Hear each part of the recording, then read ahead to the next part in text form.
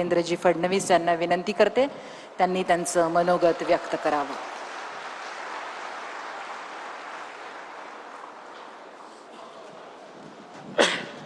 हिंदवी स्वराज्याचे सरसंस्थापक छत्रपती शिवरायांना मानाचा मुजरा करतो। भारतीय राज्यघटनेचे शिल्पकार भारतरत्न डॉक्टर बाबासाहेब आंबेडकर यांना मानवंदना अर्पित करतो। ज्यांनी भारतीय स्वातंत्र्य लढ्याला दिशा दिली, गती दिली आणि अनेक क्रांतिकारक दिले असे लोकमान्य बाळ गंगाधर टिळक त्यांच्या पुण्यतिथीच्या निमित्ताने त्यांना नमन करतो। आणि ज्यांना लोकशाहीर म्हणून आपण ओळखतो ते साहित्यभूषण अण्णाभाऊ साठे यांच्याही जयंतीच्या निमित्ताने त्यांना नमन करतो। आज या लोकमान्य टिळक राष्ट्रीय पुरस्काराच्या कार्यक्रमामध्ये मंचावर उपस्थित भारत देशाचे कणखर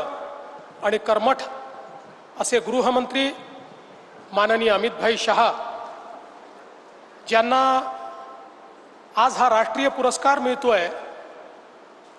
भारताचे राष्ट्रीय सुरक्षा सल्लागार आणि खऱ्या अर्थानं राष्ट्रीय सुरक्षेला ज्यांनी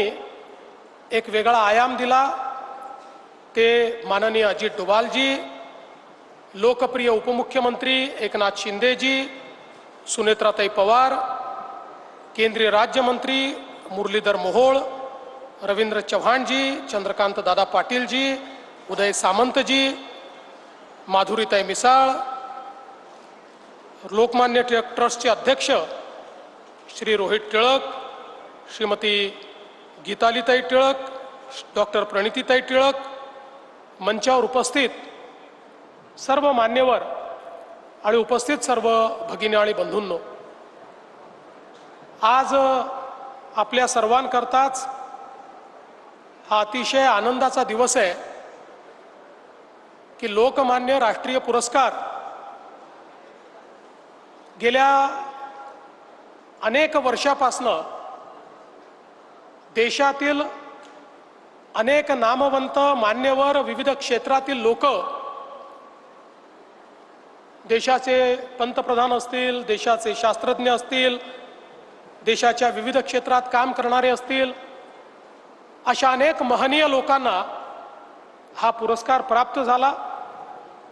आणि यावेळी हा पुरस्कार राष्ट्रीय सुरक्षेला ज्यांनी एक नवीन दिशा दिली